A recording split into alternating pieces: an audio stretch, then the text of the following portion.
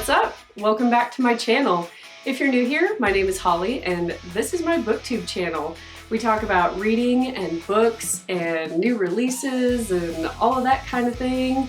I'm usually drinking some kind of coffee and I always invite you to go grab a cup as well, or tea, or beverage of your choice, or wine. Nobody's judging here, so whatever you're drinking, grab some, settle in, and let's talk February wrap-ups. So there were a few books that I read kind of at the beginning of the month for a readathon, and I've already discussed my review and my thoughts of those books in a prior video. I think I titled it Recent Reads and a Mini Book Haul or something like that. I'll try to link it either in the comment section below or somewhere in this video. But if you're interested in seeing my thoughts on the books No Exit by Taylor Adams, Love in the Time of Serial Killers, and Where the Crawdads Sing, go check out that video. I don't want to review them all over again in this video. I'd like to get to the books that y'all have not heard about yet. So if you're interested in those, go check those out, and let's move on to the others. So next up is another book I read in February called The Ritual by Adam Neville. I was so excited to get to this one. My husband kind of picked it out for me when I was having trouble deciding what to read, and I really enjoyed this book. I think on Goodreads I gave it maybe 4 stars, because you can't give half stars on Goodreads, but it's a really close, like 4, 4.5. The only reason I couldn't give it 5 is because the ending irked me a little bit. But essentially the premise quickly is that you've got these friends who all go on this big kind of hiking and camping trip, and they decide, because one of them is kind of out of shape and the other one's got a knee problem, that let's just take a shortcut through these dark, sinister looking woods. Why they do that, I don't know, but it's a horror book, so somebody has to do something stupid to get things going. So they take this shortcut through these woods, and as you might imagine, things start going really wrong. There's just these creepy things. They happen upon this cabin that has all these like paganistic symbols and statues, and it's really freaking them out, and they try to kind of pass it off, but they're all having like weird dreams, and they're hearing things in the forest that don't sound like a normal animal, and they're not necessarily human noises. And they're just starting to get more and more frustrated. They're running out of supplies and food, and they keep wandering and getting lost in this forest, and they're starting to fight amongst themselves, so there's that element. And all the while, they're basically being hunted by something. Something starts taking them out one by one. So at this point in the video, I'm gonna start getting into some spoilers because it's hard to review this book without spoilers. So if you do not want to be spoiled, I've probably got the timestamp up on the screen that you can skip ahead to so that you won't be spoiled. But if you do want some spoilers, stick around. So I think I may have mentioned in a previous video, this is also a movie, and I happened to watch the movie first before I knew that it was a book. So I found it interesting to be able to compare the book to the movie. And in a lot of ways, it's very similar to the movie, but there's a few instances that are completely different. Do y'all remember in the movie how there was this whole element about how one of their other friends was killed in a gas station robbery? Do you remember that? And there was like some sort of element about the character Luke and how he just kind of sat there and hid and didn't help and basically just watched his friend die. Do you remember that? Not in the book at all. No, just not at all. No mention of it, no allusion to it, nothing. It's not even in the book. I don't know why they decided to add that part to the movie, but it's just nowhere in the book. Now they do manage to make Luke a kind of outsider character. He's like the only one of them that is not married, still living the bachelor life, and they're all kind of resentful of him for it. But in the movie, I guess the way they made them resentful of Luke was that scene where he just sat there and didn't help his friend during the gas station robbery, which I don't really know that I blame him. What was he supposed to do? He was unarmed. He'd have been dead right there next to him. So the fact that his friends were mad at him about that is kind of shitty. Not gonna lie. That's just my opinion though. So yeah, that's a major difference from the book. The other difference from the movie is, in the movie, if you've seen it, do you remember how when they finally stumble upon this village of people, it's like this cultish, ancient village people that worship the monster in the woods that's been hunting them all this time? Do you remember that? Those people aren't in the book. Nowhere.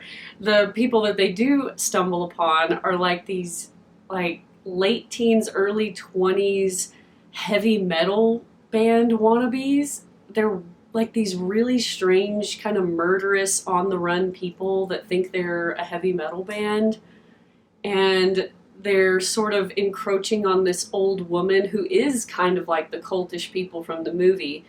But I don't know. I think I kind of liked the movie's take better, entering upon this like ancient village of these cultish people that have no attachment to the outside world and who worship this, you know, half-god monster type of thing. I kind of liked that take, because the heavy metal people were just so like weird and out of place.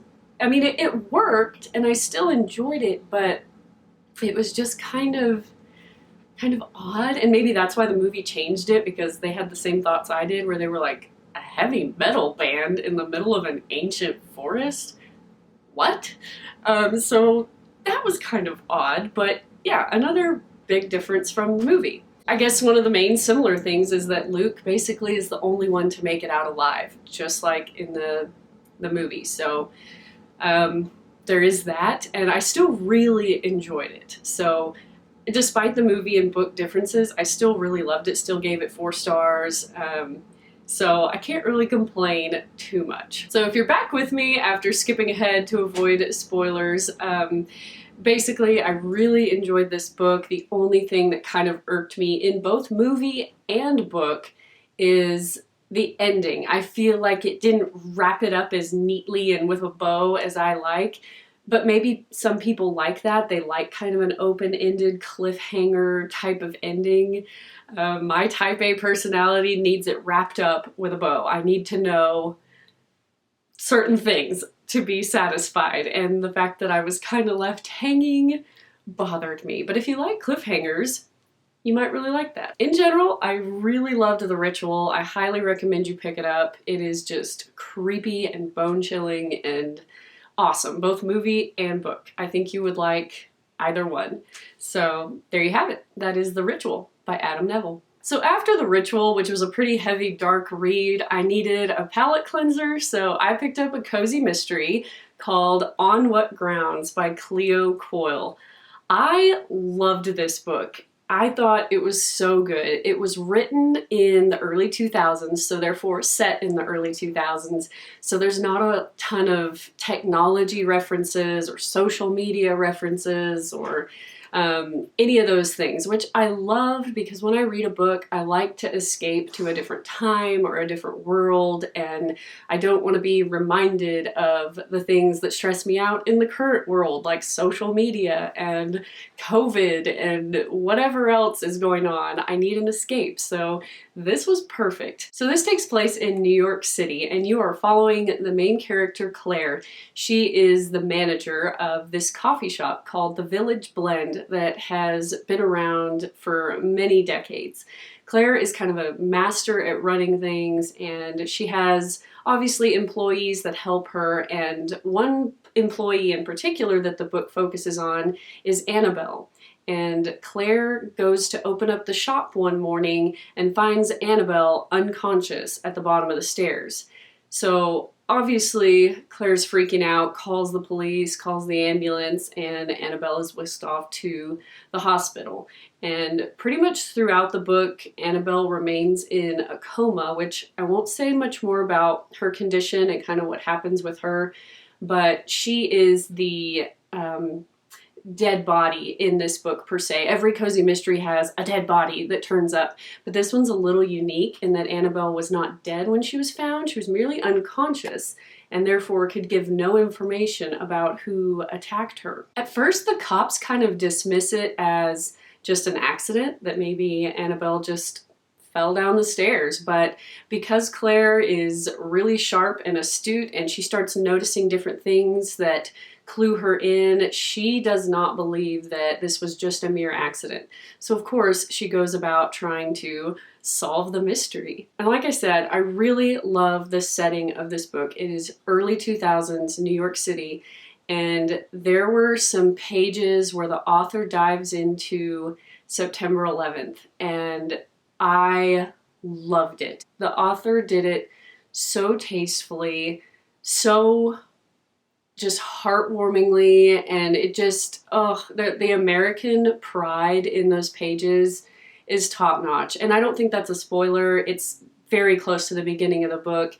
I think I've even tabbed it somewhere here, but I loved that. I haven't seen that in a cozy mystery before, and I just thought that was an amazing touch to the book. The mystery is great, the coffee house vibes are great, I love the main character, I really identified with her, and it was just a fun time. It was a cozy read, but fun, and I enjoyed trying to figure out the puzzle, and I'll admit, I did not see the end coming, so maybe you won't either. If this intrigues you and you're into an early 2000s coffee house mystery series, pick up this one. This is actually the first in the Coffee House Mystery series by Cleo Coyle. That is On What Grounds. The last two books that I have for you were actually DNFs. You heard me right. DNFs. I hate it. It pains me to DNF a book, but if you're not into it, why are you torturing yourself? Why? Why? So anyway, the first book that I DNF'd was called Valentine by Elizabeth Wetmore. I really, really, really wanted to like this book, and it may be a soft DNF. I may come back to it. I may give it another chance when I'm in the mood, but it pains me because the author had me. For the first few chapters, she really had my attention. I loved the first two characters that were introduced, and I feel like if the book had stuck with those two characters, flipped back and forth between their perspectives, kind of a dual perspective type of vibe, I feel like that it would have made the book a lot better. But the problem was every chapter was a new character. I'm not kidding. Every chapter introduced a new character. It was from the point of view of a new character. And at that point I was like, there's too many people involved. You're starting to lose me. I don't care about this character's perspective or that character. I want to go back to the first two. They're the two that I care about. They're the two in the meat of this whole mystery. So I started to get really annoyed by that. I was like, why are all these other characters here? I don't care. I don't care about them. And the reason I say it's kind of a soft DNF is I feel like the author might be able to take all of those characters and tie them in really well if I keep going. I'm just not in the mood to push through it right now. So you can see I've still got my bookmark up here. I got to page 96 out of about 280 or so. So you can kind of tell there, I got a pretty good chunk read, and I really like the story. You're set in Odessa, Texas in the 1970s, kind of when the oil boom was starting to happen. And the back of the book says that there's this farmer's rancher's wife who is at home when this other character, Gloria, shows up on her doorstep, completely beaten up, disheveled, looking like hell, right? And she's been through some sort of hellacious ordeal, and something horrible has happened to her, and it's supposed to go into the trial and the town and the reaction to this event and all of that. And that sounds amazing. I love kind of a legal thriller, especially set in Texas. That's why I haven't 100% given up on this one yet. But when you start introducing that many characters, oh, you just start to lose me because there are characters I do not care about. Now, like I said, maybe the author ties it into those first two characters that I really did like, and maybe it all wraps up neatly in a bow. I don't know. But yeah, I'm just frustrated by that. Another thing that frustrates me, the author never uses quotation marks. Like, never. Like, so you can't tell when the character is just thinking something and when they're saying something out loud. It's really hard to tell. You have to kind of read context clues and figure out, wait, did they say that out loud or were they just thinking that? It's so strange, and I'm like, is this a new writing technique that I'm not familiar with? Is this something that I'm just ignorant about? Is not using quotation marks a thing?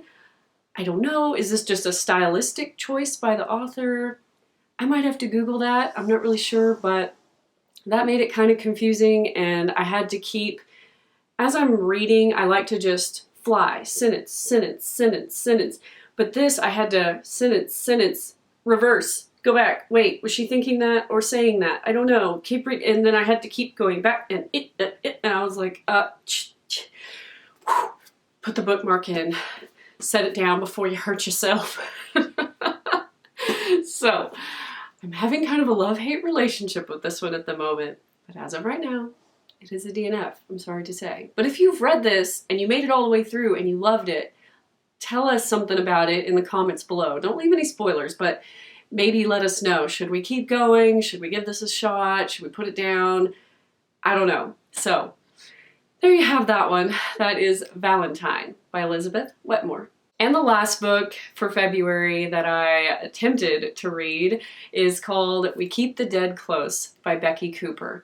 This was the February pick for the book club that I'm in, and it's a true crime book club, and I'll link below if you're interested in that book club, and this was the February pick. So it is a nonfiction read about a real crime that occurred back in like the 1960s or 70s.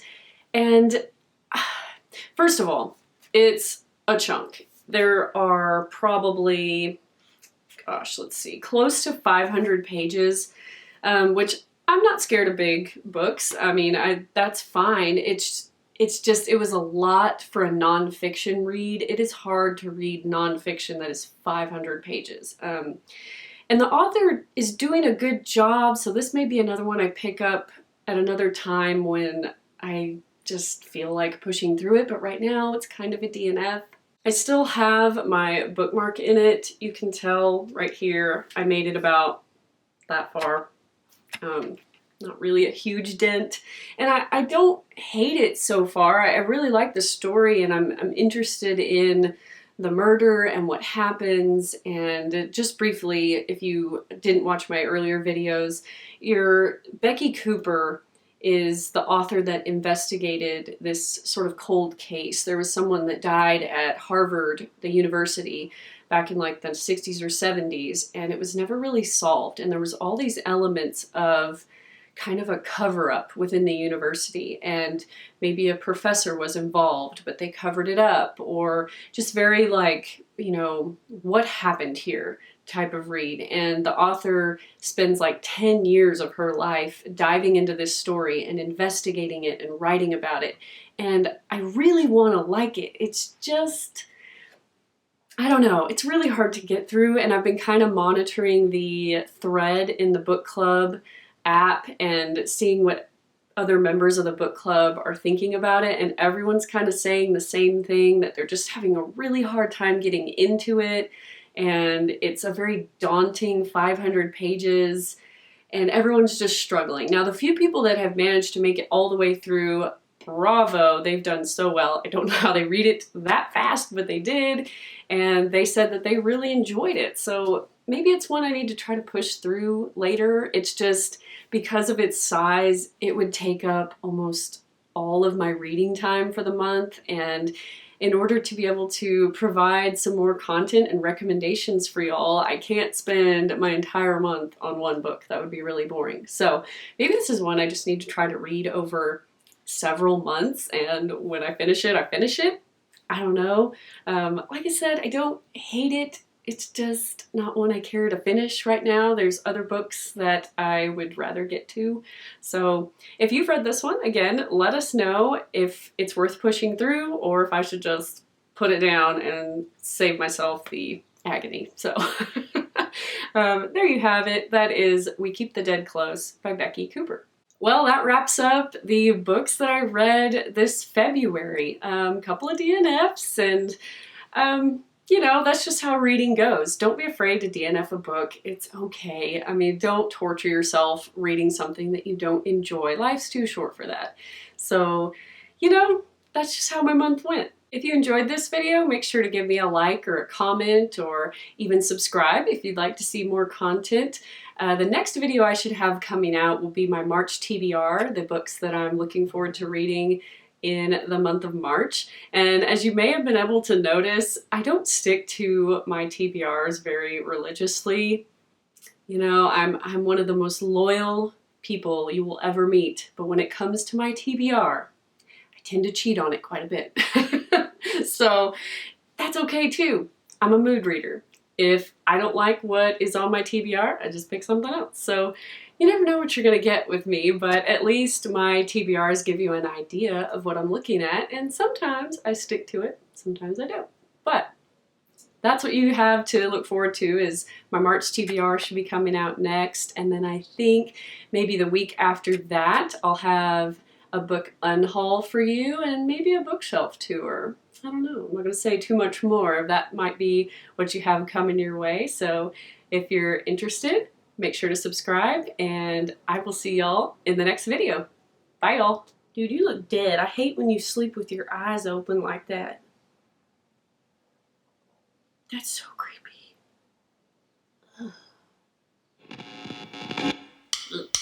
Cujo.